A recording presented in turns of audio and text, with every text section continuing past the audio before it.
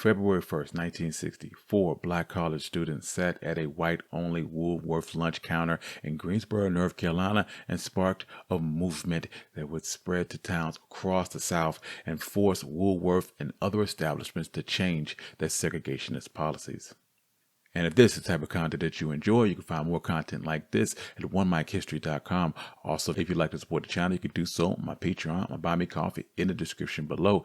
Give me 5 stars on Apple Podcasts and support the YouTube channel. But without further ado, let's get started. The Greensboro Four were Joe McNeil, Ezekiel Blair Jr., David Richmond, Franklin McCain. They attended North Carolina Agriculture and Technical College, and the group was initially spurred into activism by the torture and brutal murder of Emmett Till and the resulting frustration from the actions and the lack of actions from the state and city leadership regarding their racial politics. See, the Greensboro sit-ins were not a spontaneous act of rebellion. In the years after the Brown versus the Board of Education decision, state and the city of Greensboro leaders boasted the Tar Heel Way and denounced the harsh language of the massive resistance in other southern states. This put forth a more progressive image while continuing to maintain the racial status quo.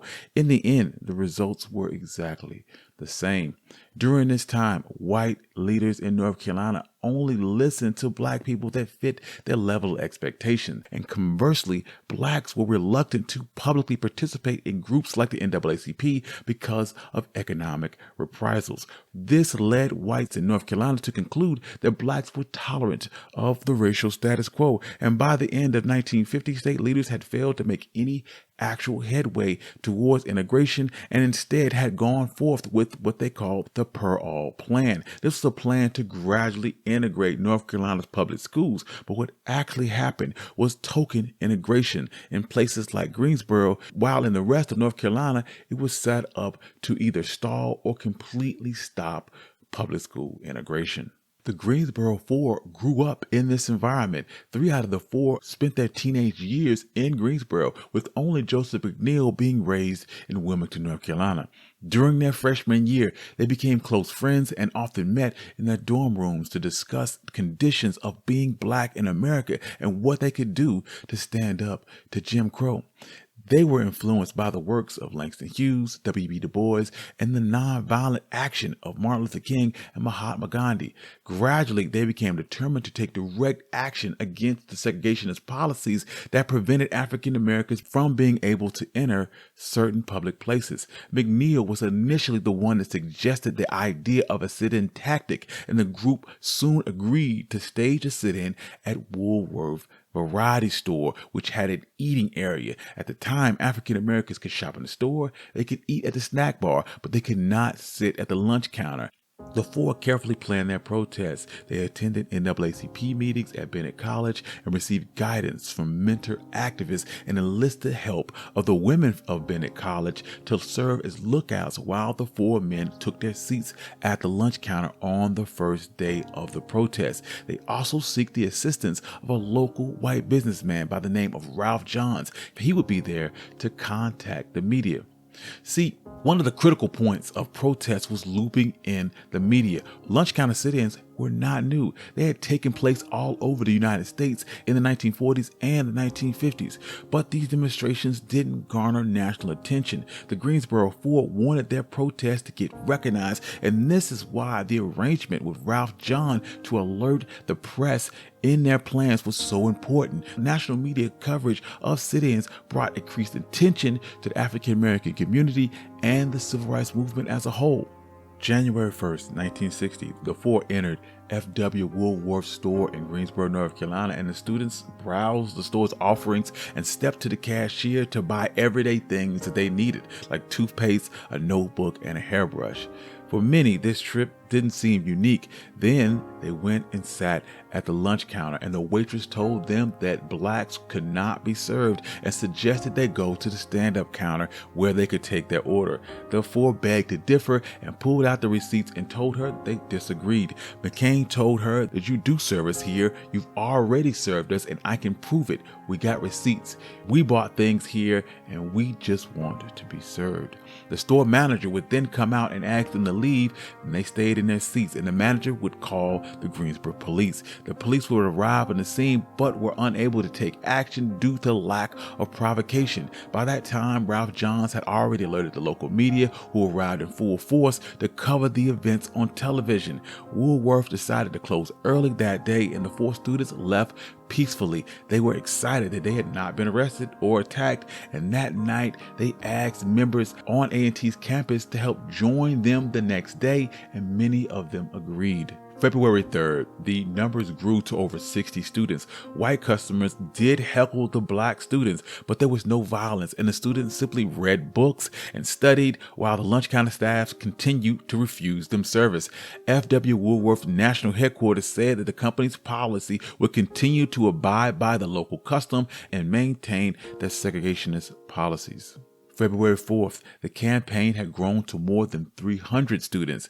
More students from A&T, Bennett, and Dudley High School joined the movement, as well as a few white students from the University of Greensboro. They filled the entire lunch counter and paralyzed the lunch counter and other local businesses. Organizers agreed to expand the sit-in protest to include the lunch counter at the local H.S. Crest store, and students and college administrators met with representatives from Woolworth and Crest to discuss the sit-in, but both stores continued to refuse to integrate their lunch counters. On February 5th, the tensions at the Woolworth counter reached a new high as 50 white men sat at the counter in opposition to the protesters. Again, more than 300 students were there at the store by 3 p.m., and around that time, police were forced to remove 5 white patrons, and the store representatives met with students once again, and again, there was no resolution. Store representatives were extremely frustrated because there were some segregated stores that were not being protested. They asked for an intervention by college administrators, and administrators suggested that they temporarily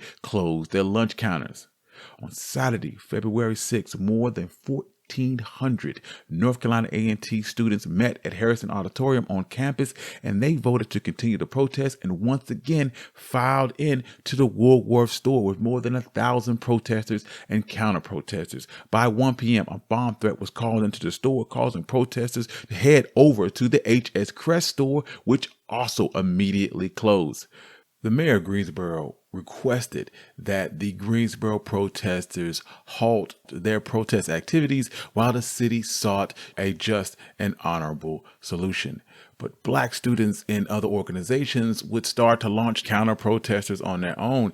The heavy television coverage of the Greensboro sit-ins caused the sit-in movement to spread very quickly, and by the end of 1960, sit-ins were occurring in nearly every historically black college in the South and even into the North. And as the movement grew, more and more students, black and white included, became involved, and by the end of April of 1960, more than 50,000 students had become involved in the movement. Civil rights organizations such as CORE and the Southern Christian Leadership Conference organized nonviolent training sessions for participants, whose meetings brought together students from communities in several states, and these workshops instructed students in tactics and ideas of nonviolence to increase the power and scope of their movement. In Nashville, student protests were also very well organized. The Nashville student movement attempted lunch counter sit-ins at Harvey's department store and Kane and Sloan in November and December of 1959, even before the Greensboro sit-in movement. But after the Greensboro sit-in movement, Vanderbilt student James Lawson led workshops on nonviolence that attracted a number of students from Nashville's black colleges. The Nashville student movement organized more than 100 students for the Nashville sit-in movement. Their main goal was Crest, McClellan, and Woolworth lunch counters. The students sat at the lunch counters at those stores and demanded and were denied service. The Nashville student movement would continue their protests and would soon expand to lunch counters at Grant's, Walgreens, Greyhound, and Treadway. And on May 10th of 1960, after negotiation, lunch counters in Nashville were fully desegregated. Many within the Nashville student movement, including John Lewis, Diane Nash, and Marion Barry, would later become leaders in the civil rights struggle, and because of the success of the civil rights movement, students became more confident in their ability to direct campaigns, without adult leadership. Ironically, many of these students at the sit-in protests were affiliated with the NAACP's youth group, and the student movement offered a direct challenge to the litigation strategy of the NAACP. While the NAACP gave their public support, some privately questioned the usefulness of a student-led movement. Nonviolence was a central component to the student-led demonstrations. However, many protesters were not met with peaceful responses from the public. Protesters were routinely heckled and beaten by segregationists and arrested by the police. Their determination was unyielding, though. King would write that the key significance in the student lies in its inception. However, it's combined with direct action with nonviolence. This quality has given it an extraordinary power and discipline in which the thinking of every person observes.